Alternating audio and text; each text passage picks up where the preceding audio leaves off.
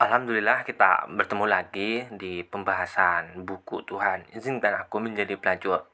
Kali ini kita akan membahas chapter kedua, yakni Tuhan, rengkuh aku dalam hangat cintamu.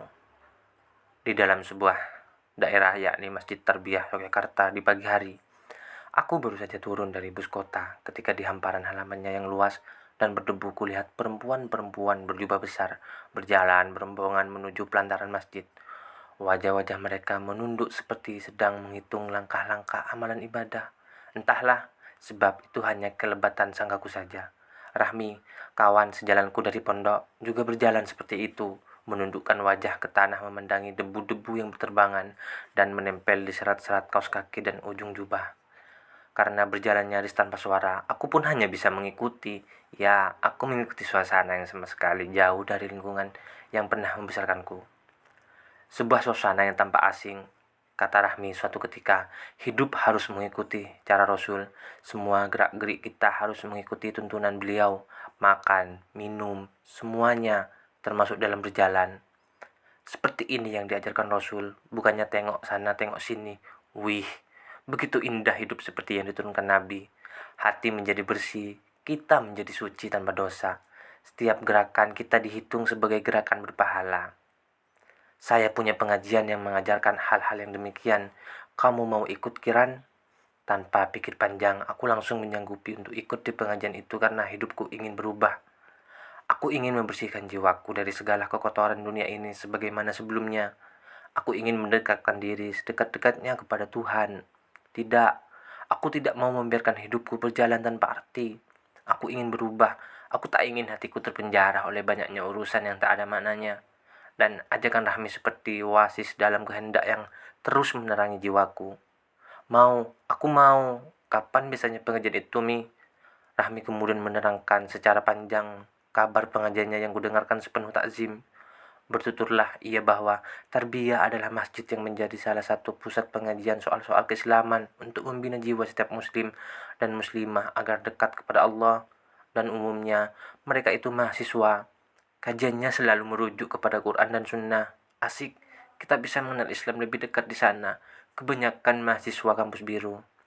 Rahmi yang menjadi kawan cakapku di Pondok Ki Ageng memang seorang muslimah yang taat beribadah.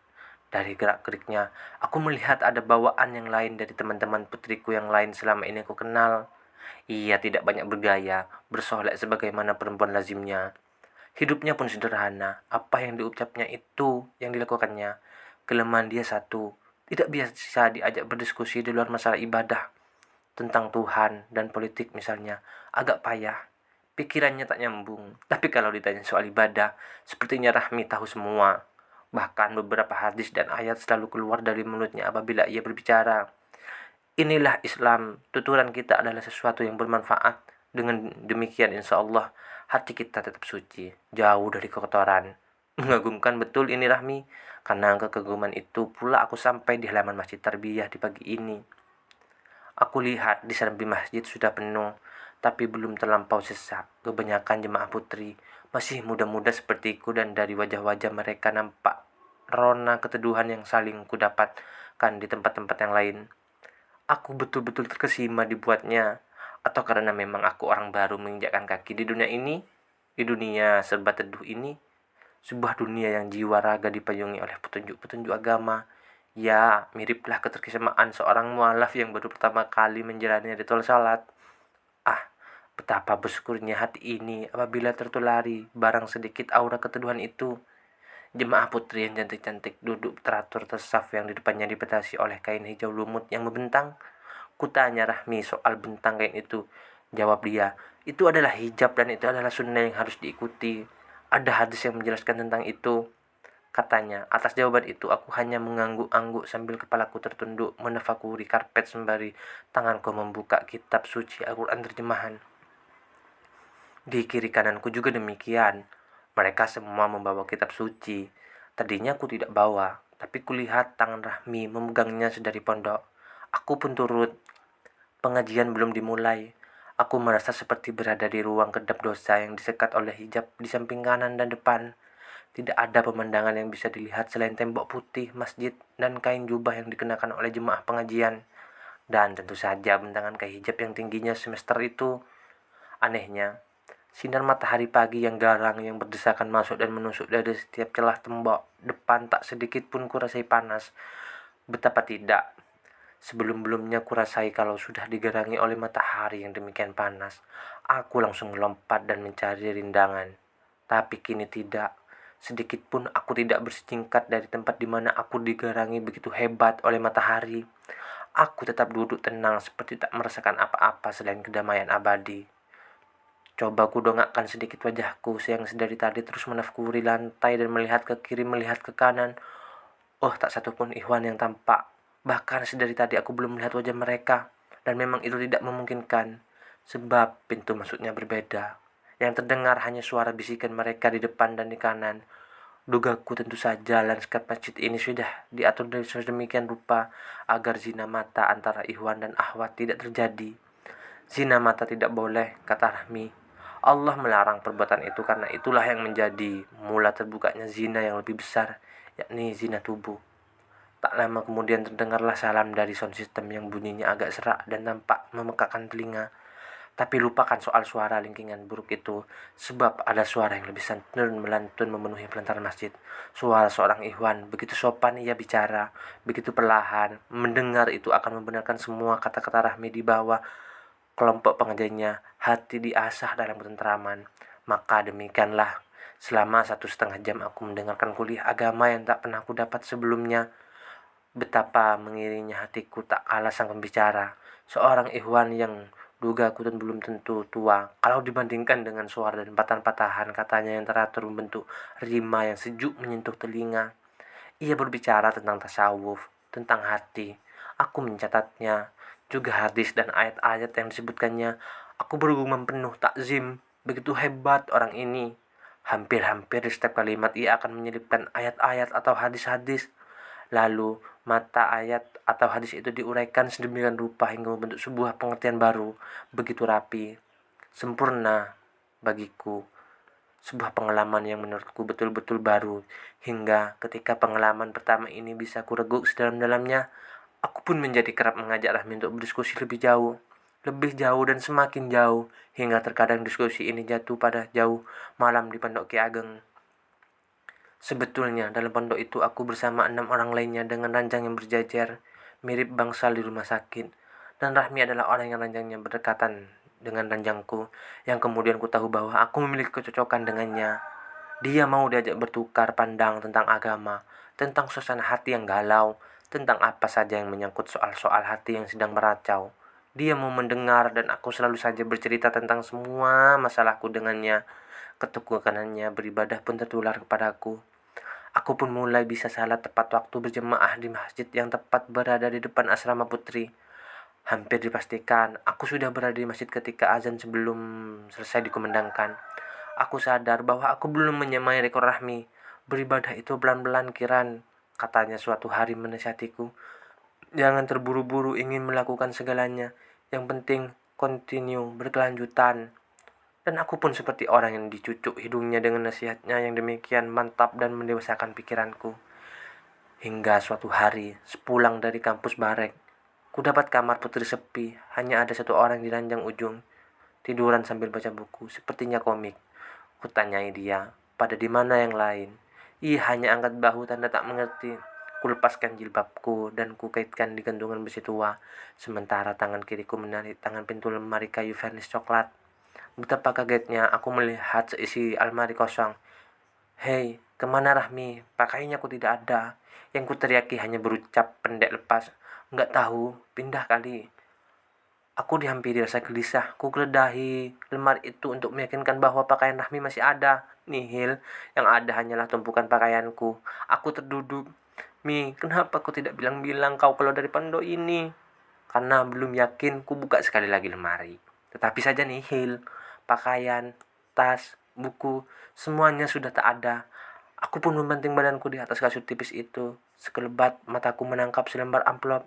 Kuraih ada nama aku di atasnya. Surat Rahmi buatku.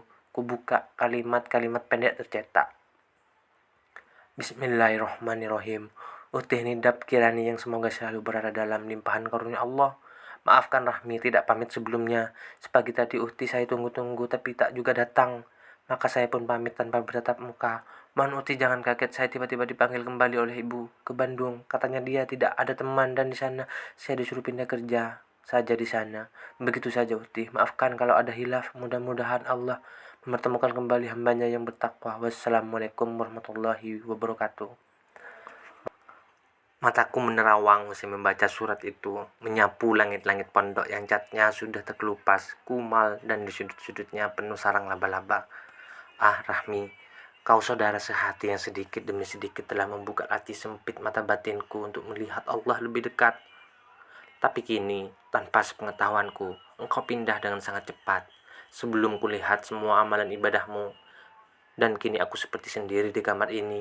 Aku tahu yang berlima di sini tidak bisa menggantikan Rahmi. Aku tidak suka dengan mereka, judes dan santri putih yang malas beribadah. Kesukaan mereka adalah menggunjing orang lain dan mulut mereka dipenuhi oleh kekotoran. Apa mereka tidak tahu menggunjing adalah perbuatan yang dilarang dan merusak hati serta kehusuan ibadah? Tapi aku tak berani menegur mereka. Aku tahu diri untuk itu sebab aku anak termuda dan mungkin terjunior di kamar ini. Masukku saja di pondok ini belum genap setengah tahun, dan makin menjadi-jadi saja sahabat-sahabat Uhti di kamar putri ini. Kalau sudah berkumpul, hampir dipastikan mereka dengan bersemangat membincangkan cowok ini, cowok itu, yang kalau sudah demikian, aku lebih memilih keluar mencari pohon yang rindang di belakang pondok sambil membuka Al-Quran berukuran saku. Dan Rahmi, sahabatku itu, meninggalkanku sendiri di sini, di pondok ini, dan di kamar perempuan-perempuan judes ini. Betapa tidak mengenakannya. Ku coba memang menggalau rasa sendiri itu dengan coba mendekati mereka dan mengajaknya berdiskusi tentang Islam. Tapi memental saja, tidak ada yang tanggap. Sampai akhirnya aku malu sendiri dan lebih memilih diam di luar pondok Ki Ageng yang dikelilingi pepohonan nyiur. Kalaupun aku masuk kamar, dipastikan aku langsung menuju tempat tidurku dan berbaring tidak seperti biasanya. Pagi seketika, selesai mengikuti kuliah pertama, aku mengumpulkan beberapa kawan sekelasku. Aku harus membuat kelompok pengajian untuk mengaji soal-soal keislaman. Aku harus membuat forum itu sebab aku tidak mau mati lagi. Tidak mau mati sekali lagi. Semangat beragamaku tumbuh. Kajian di Pondok Ki Ageng yang didominasi oleh ritual dan doa-doa sudah membuatku sampai pada titik kebosanan yang kronis. Belum lagi kehidupan pondok yang serba ritual tanpa isi spiritual yang membuat hati hanyut dalam gerakan tarian hati yang sejuk. Belum pernah satupun kajian seperti di tarbiyah kutemukan di pondok itu, dan kebosanan di pondok itu tak boleh membunuhku. Aku pun menuju ke sekretariatan Dewan Mahasiswa. Beberapa orang kutemui di sana, 3 lelaki dan 1 orang muslimah. Kuutarakan maksudku ingin membuat sebuah forum kajian yang membahas masalah-masalah keislaman. Aku tidak sedang merengek minta bantuan yang sifatnya materi. Aku hanya minta sumbang saran dan dukungannya. Itu sudah cukup bagiku. Mereka pun sepakat. Maklum di kampus Barek yang berada di bawah naungan kampus Ungu ini belum mempunyai forum studi keislaman. Kini aku mempunyai aktivitas baru dalam kampus. Metode-metode seperti tarbiyah kusalin mentah-mentah di forum diskusi yang baru saja kubentuk. Aku pun seperti serikan di dalam forum itu, menguasai segala-galanya, mulai dari membuka diskusi, melontarkan soal, menjawab keluhan, dan segala macam. Di setiap pekan, Saban Kamis selalu begitu. Di antara sekian peserta pengajian, ada seseorang lelaki yang agak kurus dan sorot mata tajam mendekatiku. Namanya Dahiri. Aku tahu dia karena teman sekelasku. Dia adalah salah satu anggota teraktif di forum diskusi yang kelola. Pikirku, pintar juga ini cowok. Apalagi ketika Dahiri sudah mulai angkat bicara dalam forum. Setiap lari katanya selalu diikuti deretan referensi. Dan sekarang dia mendekatiku, bukan dalam suasana kajian, tapi ketika aku sendiri di deretan rak buku perpustakaan. Aku mundur dan duduk di bangku kayu yang berderit menahan berat tubuhku. Ia duduk tepat di hadapanku. Kutundukkan sedikit wajahku, dan dari lapik mataku aku lihat sorot matanya yang tajam menatapku. Dahir, gimana kabarmu? Ada tugas? Bukan soal tugas Kiran, tapi soal Islam yang kita bahas minggu lalu. Oh iya, ada masalah rupanya. Iya, pemahaman beragama kita yang keliru, termasuk kamu barangkali. Mendengar kata-katanya yang langsung menunjuk demikian, aku terhenyak. Salahkah cara beragamaku? Bukan seperti ini yang kudapati ketika aku berada dalam pengajian tarbiyah. Berkumpul dengan uti-uti yang saleh dan berparas teduh itu. Saya tanya kamu sekarang, punyakah kamu pemimpin yang bertanggung jawab atas dirimu, baik di dunia dan di akhirat? Tahukah kamu bahwa seorang pemimpin mestinya harus mengayomi warganya di dunia dan di akhirat? Ditanya demikian aku hanya mengerut. Terus terang saja bahwa baru kali ini aku ditanya orang seperti ini. Dan pertanyaan itu menyisakan kebingungan yang dalam di benakku. Di tarbiyah, aku belum pernah mendengarkan soal-soal seperti itu. Yang banyak ku tahu adalah metode pembersihan hati. Tapi Dahiri menanyakan soal pemimpin Islam. Dan itu berarti politik. Sebagai orang awam yang girah keagamanya lagi tumbuh-tumbuhnya, pertanyaan seperti itu terang membingungkanku. Aneh. Mungkin melihatku kebingungan dan tidak bisa berkata-kata lagi, Dahiri pun kembali menerorku dengan soal lain, soal sejarah Islam yang lagi-lagi membuatku terenyah. Islam yang ada di Indonesia sekarang ini tidak murni. Yang murni hanya ada dalam Quran dan Sunnah Rasul. Islam itu bukan agama, Islam itu dien. Dan dien itu adalah sistem yang hukum-hukumnya ditata dalam syariat. Dipukul seperti itu, aku pun gerah dan mengalirkan sebuah rasa penasaran. Tak di kampus, tak juga di pondok, aku diliput oleh gelisah, bergumpal-gumpal tanya menghembang dan acak-acakan di sekujur kepalaku. Memilin-milin ilmu agama yang kuampu dan kutimba dari masjid tarbiyah. Dan seminggu setelahnya aku pun kembali bercakap intens dengan Dahiri. Dan hari-hari setelah itu aku selalu ingin bertemu dengannya. Ternyata Dahiri adalah teman diskusi yang pintar cakapnya. Darinya aku kemudian tahu tentang konsep Islam, yakni ad-din yang melingkupi seluruh semesta. Dari dia pula aku tahu bagaimana Rasulullah menjalankan politik ekspansi untuk menegakkan ad-din di muka bumi. Kiran, aturan itu bisa berlaku ketika kekuasaan itu dipegang oleh umat Islam. Rasulullah ekspansi untuk membentuk pemerintahan Islam. Jadi pemerintahan itu adalah wadah dari ad-din itu sendiri. Kalau tidak ada pemerintahan, maka bagaimana kita dikatakan Islam? Kita cuma salat dan ngapa-ngapain, tapi kita belum Islam. Beberapa waktu setelah itu, sinar matahari memasak kulitku yang berada dalam balutan jubah. Debu jalanan Kaliurang mengemuk dan menghambur ke udara lalu mendarat di jilbab dan menjilati permukaan halus kulit tanganku yang tak bersarung.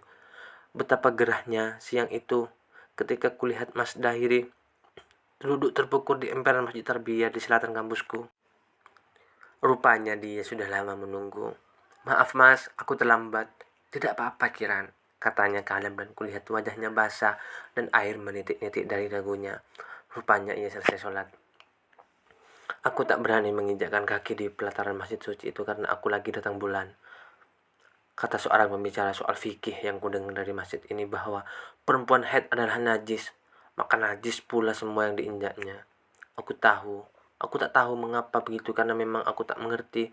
Karena tak mengerti maka aku ikuti saja. Siapa tahu betul, bukankah kita beragama harus tunduk dan pasrah? Termasuk pada aturan-aturan agama. Dan aku memang mematuhi untuk tidak secuil pun menginjak lantai masjid. Dan duduklah aku di pinggir selasar yang jaraknya 3 tongkat dari Dahiri. Mas, ada sesuatu tampaknya sehingga harus janjian segala. Hanya lanjutan dan penegasan dari diskusi-diskusi kita sejak awal tentang syariat Islam. Aku menunduk ketika tanpa basa-basi Dahiri langsung menghotbatiku. Dan aku mendengarkan semua rangkaian kalimatnya dengan penuh takzim. Keislaman kita di Indonesia belum dianggap sepenuhnya kalau belum diatur secara total oleh syariat Islam. Syariat akan memberikan kebaikan bagi sesama manusia yang hidup di bawah naungannya. Sedikit pun tidak ada alasan untuk menentang syariat. Seseorang yang mengatakan dirinya sebagai muslim harus menjadi muslim secara keseluruhan, secara kafah. Ini sudah difirmankan oleh Allah Subhanahu wa taala. Wahai orang-orang beriman, masuklah kalian semua tanpa kecuali ke dalam Islam secara kafah, dan jangan kalian coba-coba ikuti langkah syaitan, karena sesungguhnya syaitan adalah musuh yang sangat nyata bagimu. Iya mas, jadi Kiran, keimanan kepada Allah bukan sekedar bermakna percaya akan adanya Allah, tapi harus disertai ketundukan pada segenap dan seluruh aturannya. Jangan ragukan sedikit pun apa-apa yang telah diturunkan oleh Allah. Ia maha tahu, ia maha adil. Sesungguhnya Allah tahu juga apa yang benar dan apa yang salah, apa yang baik dan apa yang tidak baik, mana yang bermaslahat dan mana yang hanya melahirkan banyak masalah. Benar mas, kamu mesti yakin seyakin-yakinnya bahwa hukum Allah itu bersifat abadi dan senantiasa cocok untuk diterapkan di zaman manapun. Hukum Islam itu bersifat universal. Allah lah yang menciptakan seluruh manusia, maka Allah pula lah yang tahu apa saja tabiat dan segala hal yang mereka kandungkan. Karena itulah adalah hal logis bila Allah juga telah menyediakan perangkat-perangkat hukum yang menata perkehidupan manusia baik sebagai pribadi maupun sebagai umat. Dalam arti ketundukan manusia pada syariat merupakan konsekuensi dan dari keimanannya kepada Allah. Jadi kita bisa mempertanyakan keimanan orang-orang yang menolak syariat. Allah berfirman, "Demi Tuhanku, mereka pada hakikatnya tidak beriman hingga mereka menjadikan engkau hakim adalah perkara yang mereka perselisihkan. Kemudian mereka tidak merasa keberatan atas putusan yang engkau berikan, dan mereka menerima dengan sepenuhnya. Dari sudut mataku, kulihat Mas Dahiri melihatku. Dilihati demikian aku menunduk dan semakin menunduk. Bagaimana Kiran? Kamu sudah agak paham? Iya Mas. Mas Dahiri kemudian menarik nafas dalam-dalam. Kembali ia angkat suara. Kali ini lebih keras, lebih bersemangat, lebih tegas. Kuulangi sekali lagi padamu bahwa keislaman kita di Indonesia belum ada apa-apanya. Belum murni Kiran.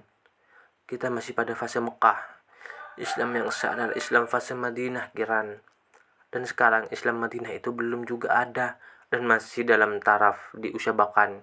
Islam Madinah adalah Islam negara, daulah, keabsahan, beragama dan tegaknya syariat tadi ditentukan oleh apakah kita memiliki daulah atau tidak.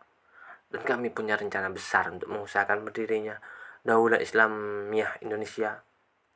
Hah? Mendirikan daulah? Daulah seperti apa itu Mas? Tanyaku setengah kaget setengah melonjak. Belum saatnya, nanti juga kamu tahu. Tapi ku tekankan kepadamu, ini adalah gerakan rahasia, top secret. Yang pokok sekarang ini adalah kalau ada keraguan, jangan kembalikan kepada manusia, tapi kembalikan kepada Allah Subhanahu wa Ta'ala. Kalau ada keraguan-raguan, mintalah kepada Allah. Kalau bertanya, jangan tanya ke orang lain, tapi tanyakan kepada saya saja. Aku heran, aku yang dulu-dulunya mendominasi ketika berdiskusi dengan orang lain sangat berbeda dengan hari ini. Ya, hari ini, siang ini, aku tak ubahnya kambing conge. Menurut saja apa kata Ikhwan yang usianya hanya berbaut setahun lebih tua dariku ini.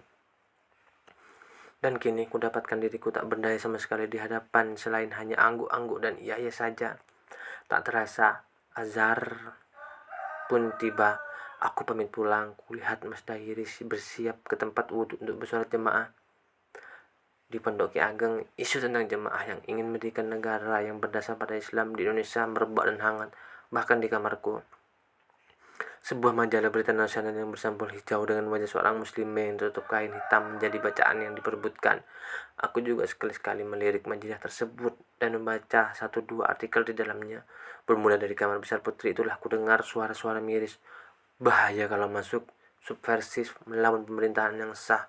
Perjuangan mereka tidak akan pernah berhasil setelah puluhan tahun berjuang. Suara-suara itu terus mendendang dalam gendang dengarku.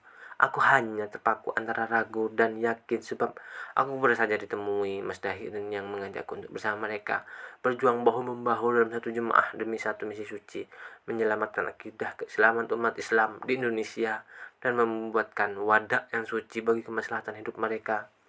Salahkah cita-cita itu? Bukankah kita butuh daulah yang dinaungi oleh Islam seperti Madinah dulu? Ah tidak, aku tak boleh ragu, tak boleh bimbang. Sekali 2 kali ku keluhkan kerogan itu kepada Mas Dahiri dan ia menyebut keluhanku itu dengan kata-kata dan sebarisan ayat-ayat suci. Ia buru aku dengan doktrin yang sungguh meyakinkan dan aku lagi terkapar dibuatnya. Imanku mengatakan bahwa apa yang ia katakan benar dan murni, sebuah cita-cita yang sungguh mulia. Dan aku pun secara spontan mengatakan bergabung. Tapi ia menahannya dan kembali membimbanganku. Jangan dulu, pikirkanlah masa-masa. Sebab yang dibutuhkan adalah orang-orang yang total berjalan di garis dakwah. Setotal doktrin yang ia semburkan ke wajah ke hatiku, setotal itu pula aku berubah. Aku seperti duplikat Mbak Rahmi di Pondok Ki Ageng sehari-hari dalam aktivitas kuisi dan membaca Al-Quran dengan terjemahannya. Ku jalani ritual sholat dengan mantap. Hampir seluruh waktuku kuhabiskan untuk sholat. Bukan cuma yang wajib, tapi juga yang sunnah, seperti rawatib dan lain sebagainya. Paginya, aku dipastikan menghadap Allah dalam sholat duha sambil menunggu zuhur menjelang. Malamnya, aku berdirikan tulang-tulangku dalam tahajud kepadanya. Bermalam-malam begitu yang membuat mataku sembab oleh tangis ibadah dan kerinduan kepada Allah.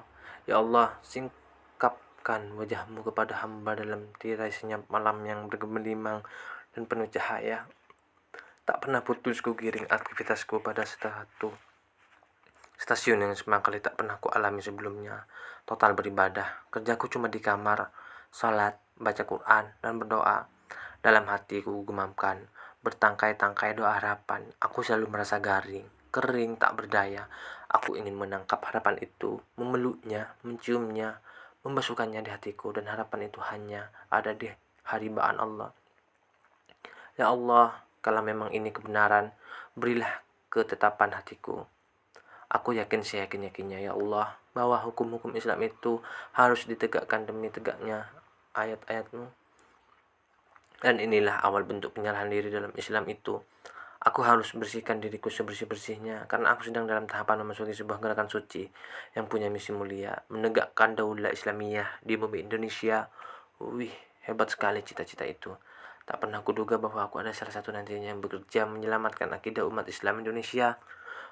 Dan semua itu harus dimulai dari dunia yang paling kecil, diriku sendiri.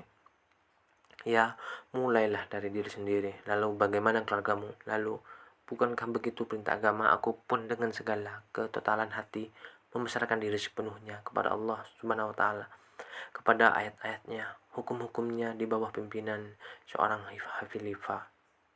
Aku tengah memantapkan semantap-mantapnya niat pengabdianku kepada Tuhan, pengabdian yang sungguh-sungguh. Aku benar-benar pertobatan yang sungguh-sungguh. Aku menghamba sepenuh-penuh hamba, penghambaan yang sungguh-sungguh. Inilah yang menurutku Islam, yakni totalitas keabidaan.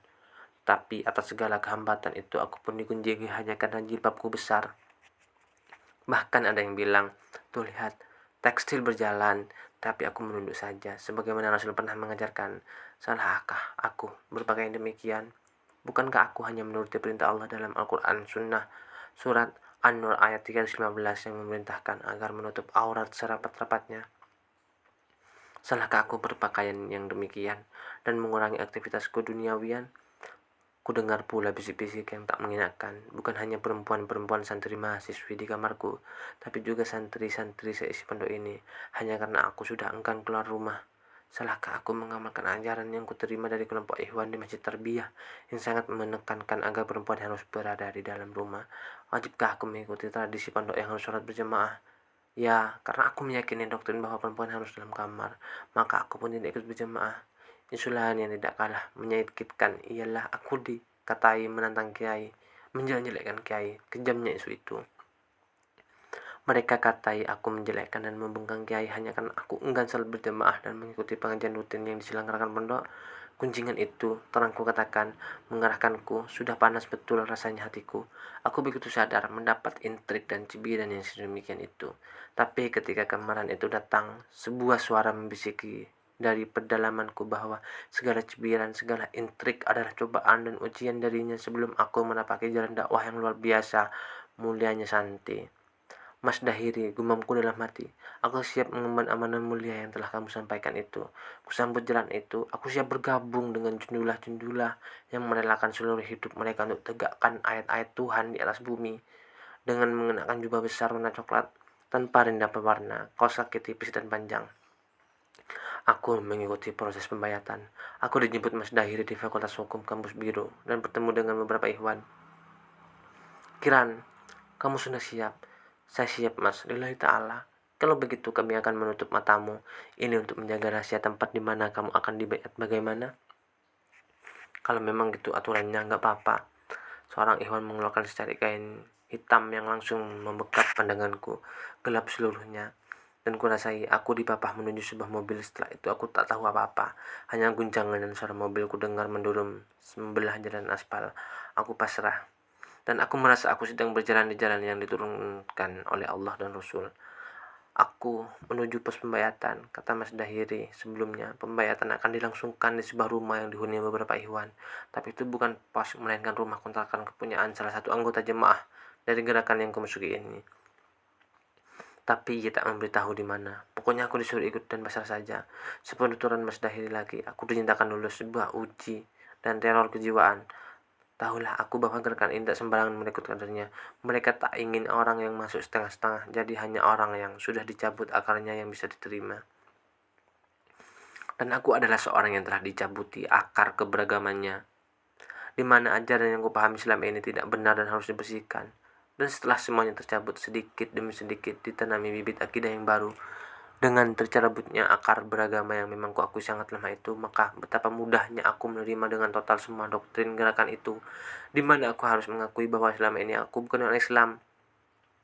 Dalil menjelaskan itu adalah surah Al-Maidah, yakni kalau kamu belum berpegang pada hukum Islam, kamu adalah zalim, kafir. Dan aku amat sadar bahwa posisiku sekarang ini yang tak lain adalah kafir.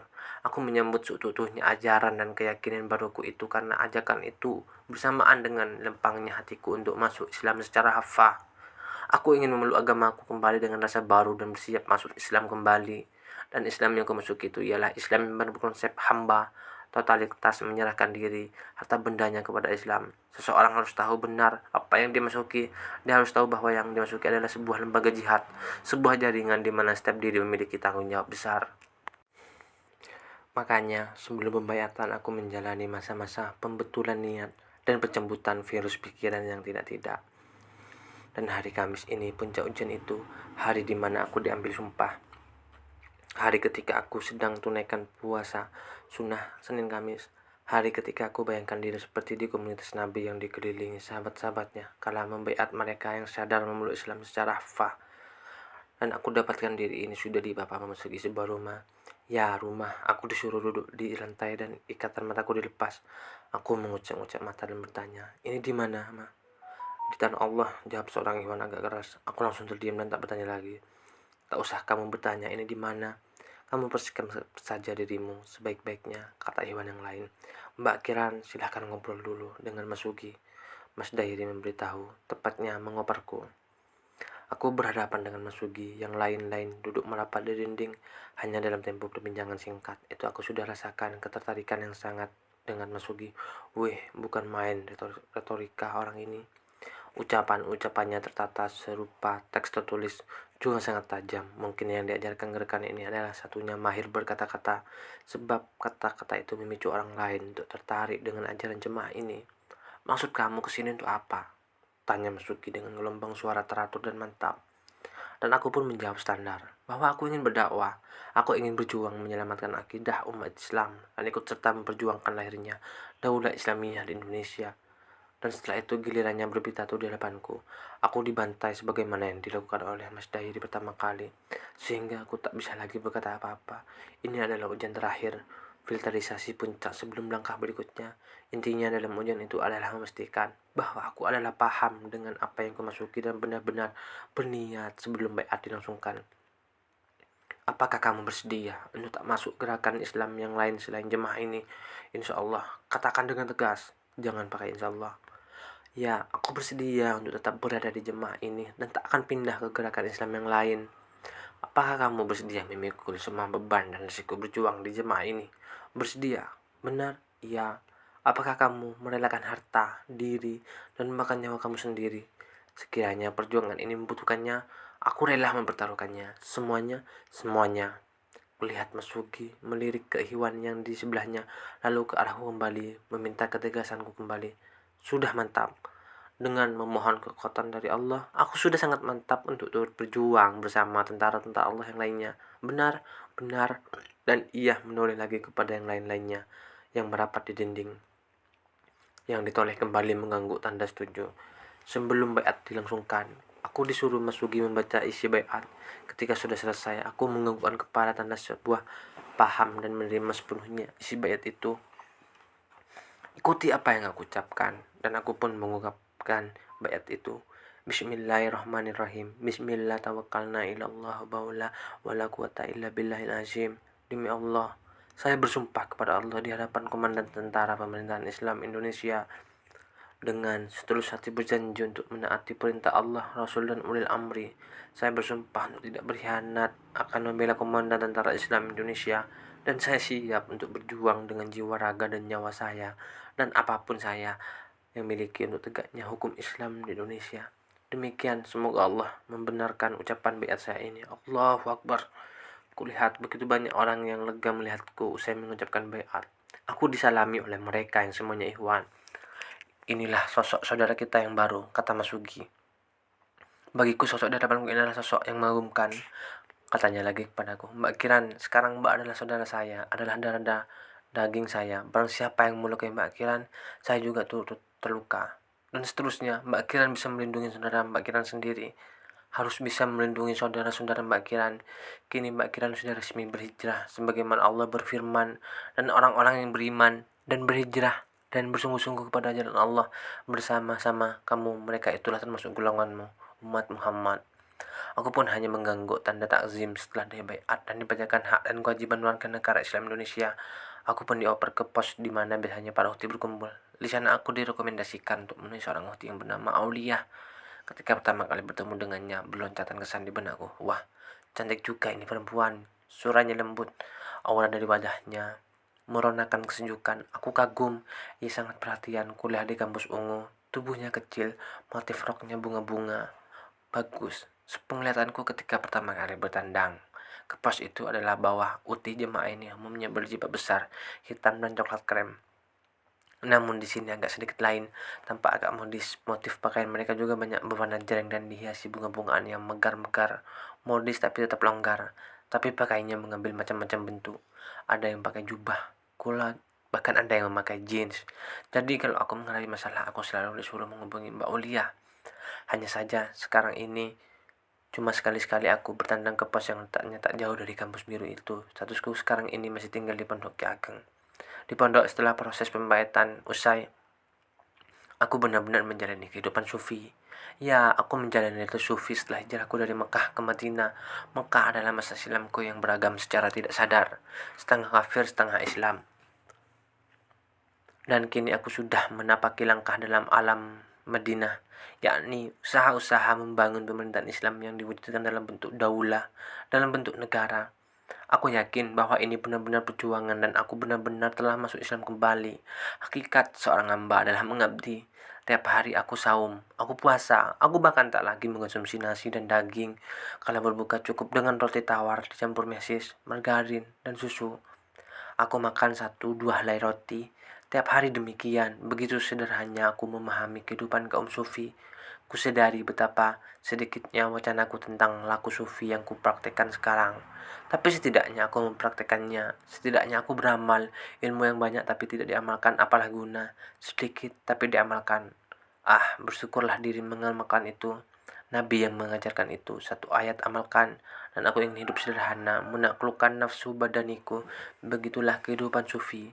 Makanan segitu sudah cukup. Kalaupun aku makan daging, itu bukan keinginanku sendiri, tapi ada yang memberikan. Suatu hari, seorang santri pria juga mahasiswa kampus biru membelikanku ayam bakar untuk berbuka karena dia tahu bahwa aku suka puasa. Dan ia pun tahu bahwa aku hanya makan roti tawar. Karena ia tahu hidupku seperti itu, ia pun mengurus seseorang temannya untuk membelikanku ayam bakar.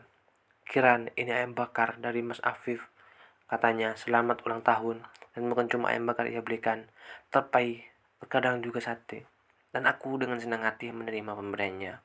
Walaupun dalam hati aku merasakan, biasanya kalau ada cowok yang suka memberi, itu ada maunya.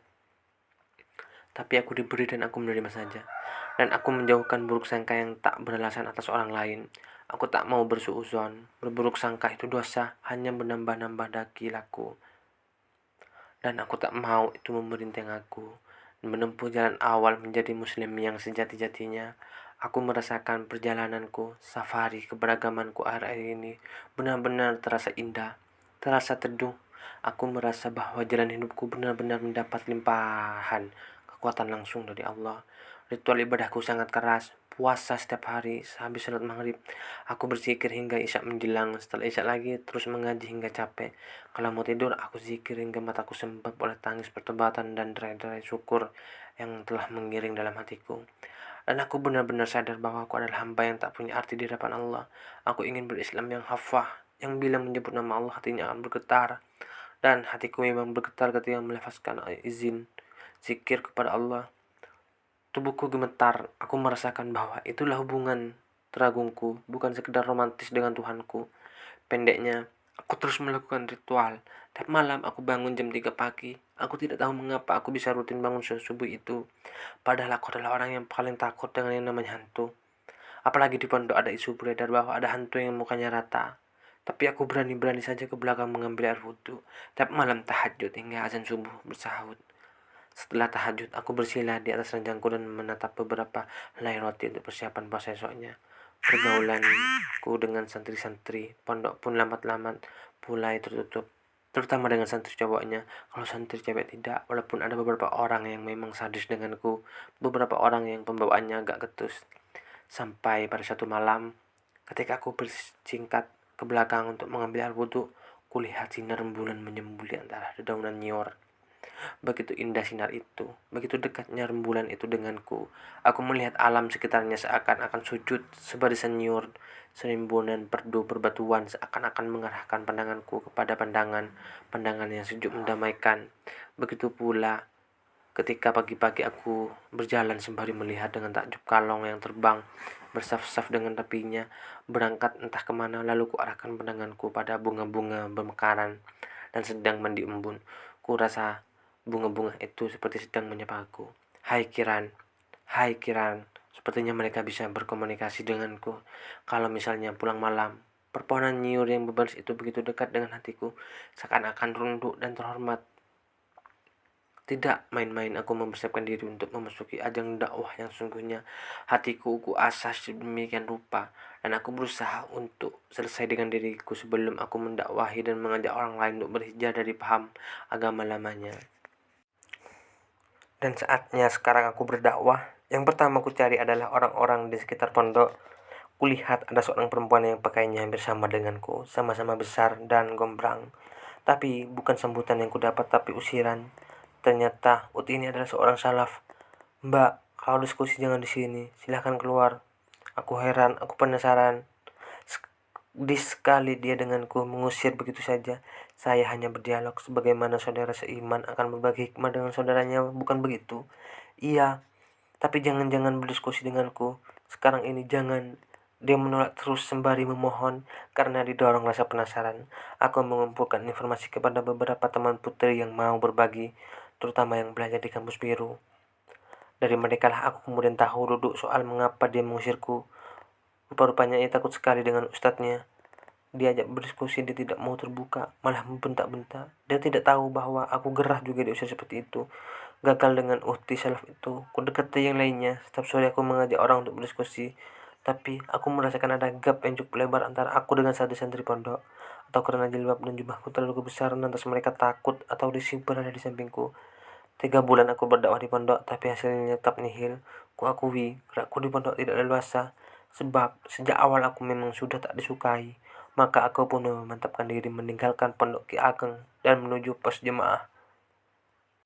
Alhamdulillah mungkin sudah cukup di chapter kedua sampai detik ini, dan jangan lupa tetap saling berkontribusi yakni untuk like, share dan video ini agar kita bisa saling memberikan informasi literasi di informasi selanjutnya. Jangan lupa like, tap bro. Oke. Yuhu.